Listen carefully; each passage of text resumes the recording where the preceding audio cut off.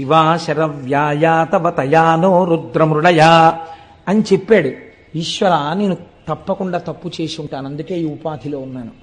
కానీ ఘోరమైన శిక్ష నాకు వెయ్యకు, శిక్ష అనుభవిస్తాను. కానీ ఆ శిక్ష ఎలా ఉండాలంటే నీ పాదార విందముల యందు స్మృతిని పోగొట్టేటటువంటిది కాకూడదు. అటువంటి శిక్ష నాకు వెయ్యి అని అడిగాడు. ఇప్పుడు వాడు తట్టుకోగలిగినంత శిక్షని వేస్తాడు. అలా వేస్తే అంత శిక్ష ఎందుకు వేయలేదు అని మీరు నేను అడగలమా? ఆయన స్వతంత్రుడు, మహేశ్వరుడు. కాబట్టి ఇప్పుడు ఏమైంది? దీని వలన మీ పాపం పోయిందా లేదా? ఇప్పుడు మీరు కేవలము ఘోర రూపంతో ఈశ్వరుడు శిక్ష వేసిన తామసికుడు అని మీరు చెప్పకూడదు. ఎందుకు చెప్పకూడదు అంటే ఈశ్వరుడు అలా మీకు శిక్ష వేసేయడం వల్ల మీ పాపం పోయింది. చెయ్యరానంత ఘోరమైన నేరాలు చేశాడండి. అన్ని నేరాలు చేసినా రాష్ట్రపతి క్షమాభిక్ష పెట్టారు. ఇప్పుడు ఆయన మామూలుగా అందరితో పాటు జీవనం చేసుకుంటూ బయట తిరుగుతున్నాడా? తిరగట్లేదా? తిరుగుతున్నాడు.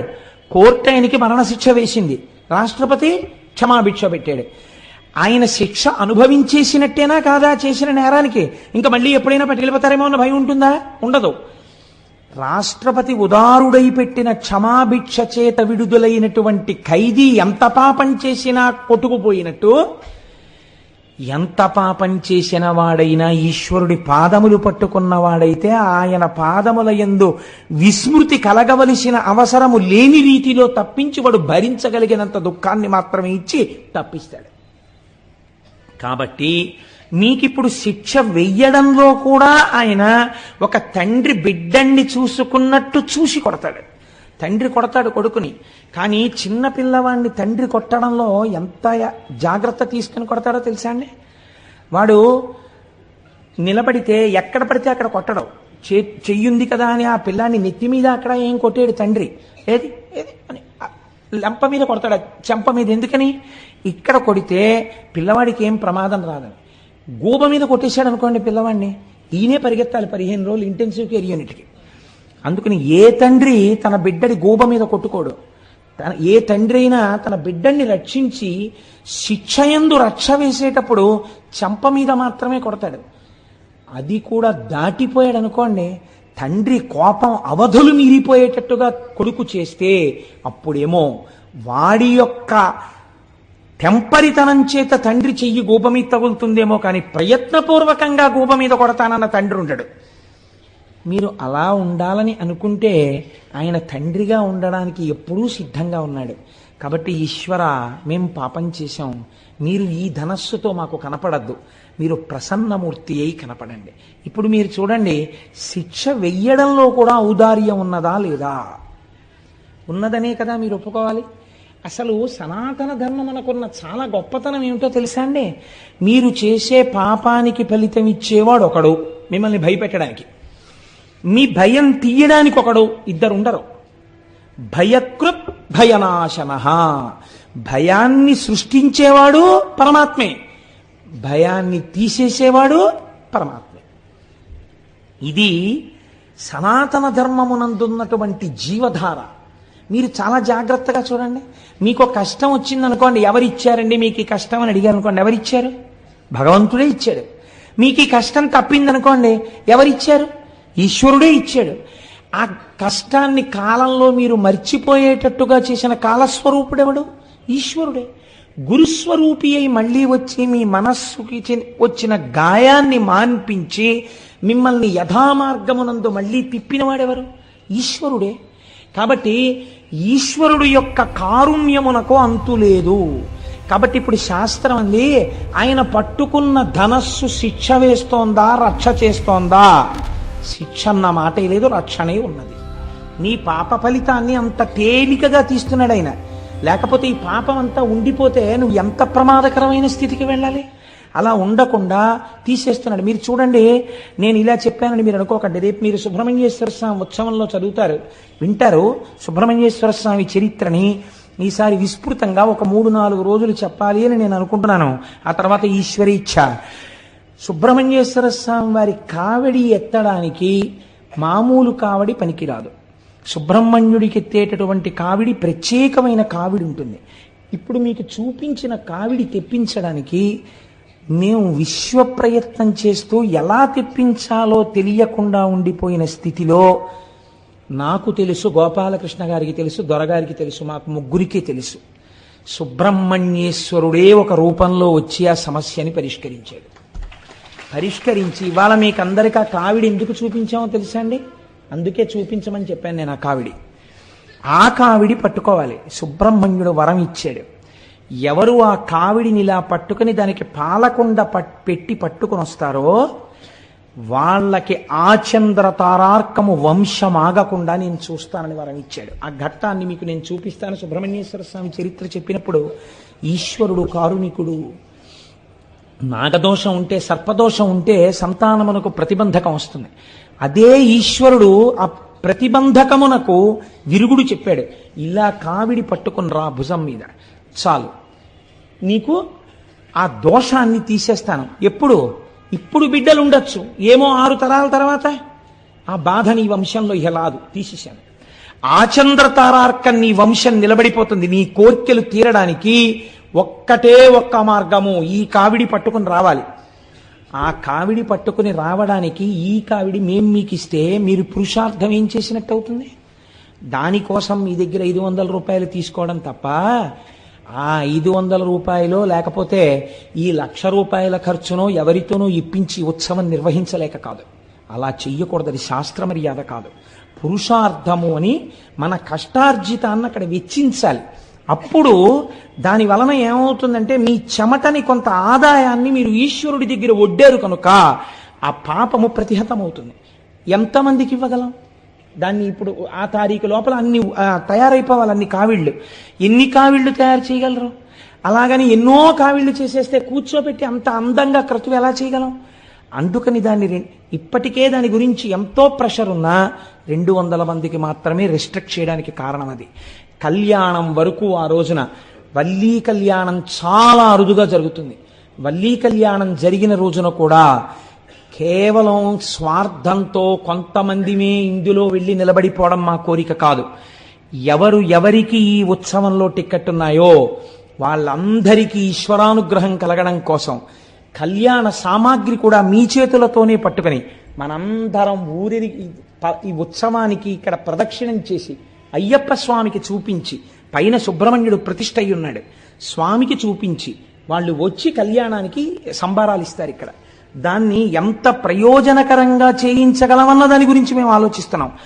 ఒకవేళ 500 కట్టలేని వాళ్ళు ఉంటారు ఏ కారణం చేతనైనా, లేదా దంపతులుగా రాలేకపోయిన వాళ్ళు ఉంటారు ఆ రోజున. వాళ్ళకి ఎలా మరి అంటే వాళ్ళ కోసమే అభిషేకం ఏర్పాటు చేశాం. అభిషేకాన్ని చూస్తూ కూర్చుంటే చాలు. ఆయన మహానుభావుడు సుబ్రహ్మణ్య మంత్రోపాసకుడు అడగగానే అంగీకరించారు. ఒక పీఠాధిపతి పరమహంస వారు వచ్చి విజయం చేసి వేదిక మీద కూర్చుని కార్యక్రమానికి ఆధ్వర్యం వహించి ఈ 200 మందికి అగ్రభాగాన వారు నడుస్తూ వారితో కలిసి నడుస్తారు వీళ్ళు.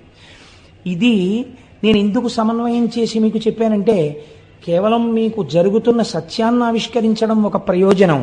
రెండవ ప్రయోజనం మీరు చూడండి, ఎప్పుడో రాబోయేటటువంటి ప్రమాదానికి మీరు ప్రయత్నపూర్వకమైనటువంటి విరుగుడు వేదములు ప్రతిపాదన చేసి ఉన్నాయి. నువ్వు ఈ కర్మ చెయ్యి నీకు ఇబ్బంది రాదు అని మనకి చెప్తోంది శాస్త్రం. లేకపోతే అభిషేక ప్రక్రియ ఎందుకు వచ్చింది? హోమం ఎందుకు వచ్చింది? ఎందుకు వల్లీ కళ్యాణం వచ్చింది? ఎందుకు కావిడొచ్చింది?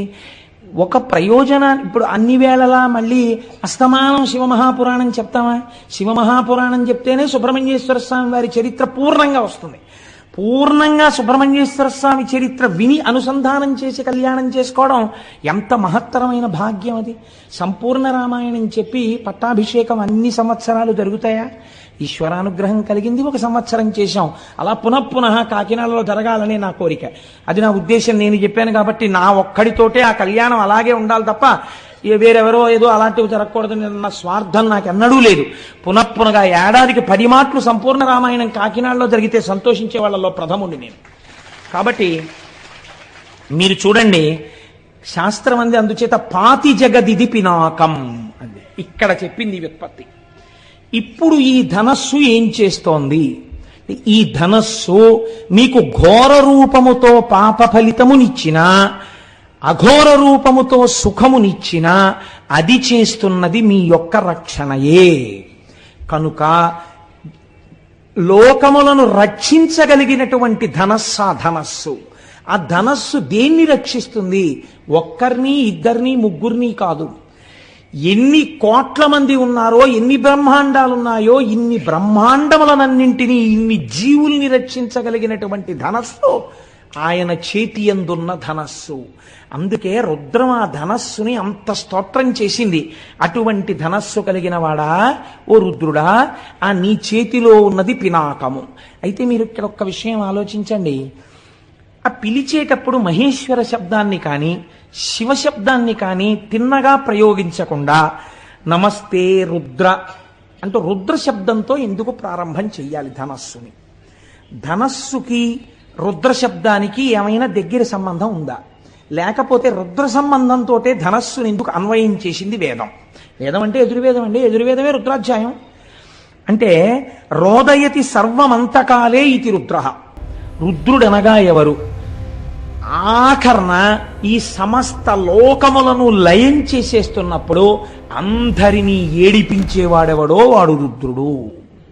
ఇప్పుడు ఈ మాట మీరు కొంచెం చాలా జాగ్రత్తగా ఒడిసి పట్టుకోవాలి.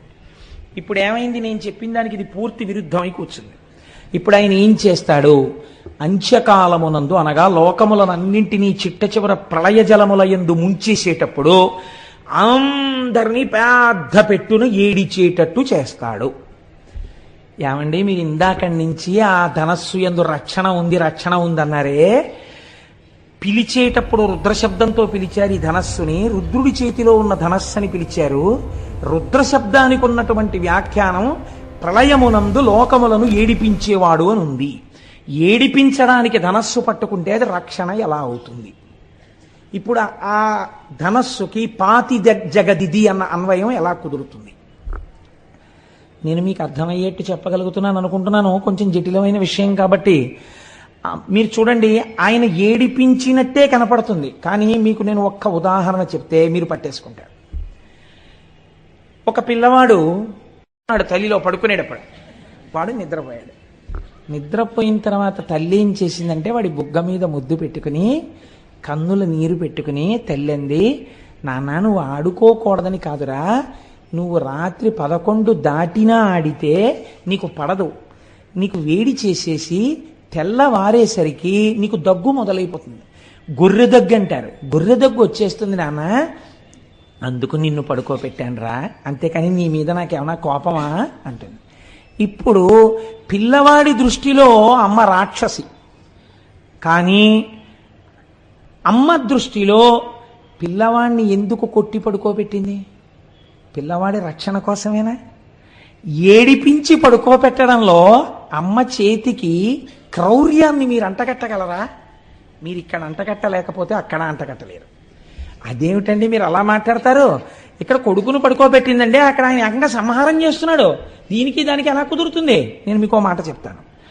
మనకి ప్రళయములు 3 ప్రళయములు ఉన్నాయి. నిత్య ప్రళయము ఒకటి. నిత్య ప్రళయం అంటే ప్రతిరోజు వస్తుంది ఆ ప్రళయం. ఏమిటా ప్రళయం అంటే అది కూడా అనుగ్రహమే.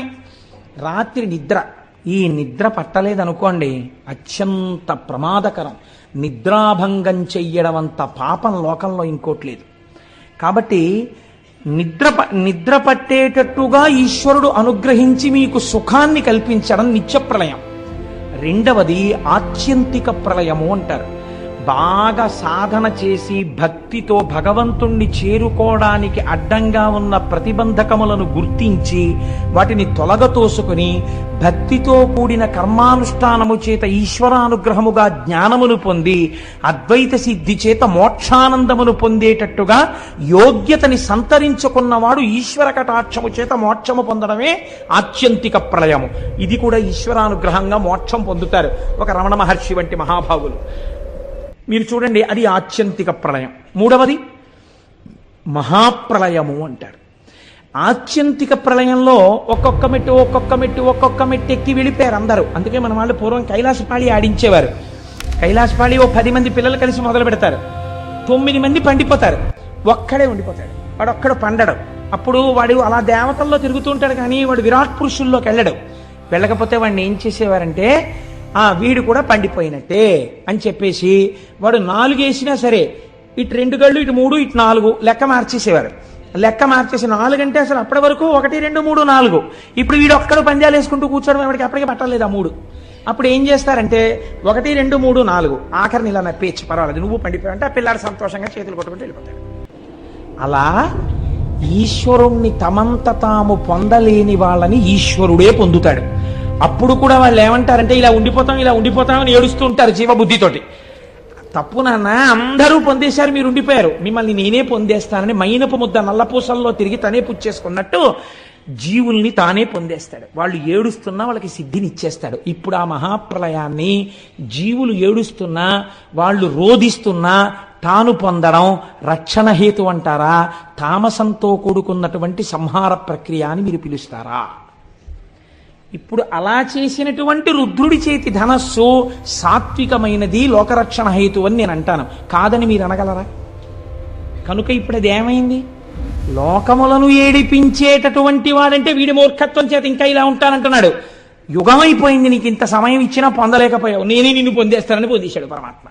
అది కూడా ఆయన యొక్క అనుగ్రహము. కాబట్టి ఇప్పుడు ఏమైంది? రోదయతి సర్వమంతకాలే ఇతి రుద్రః.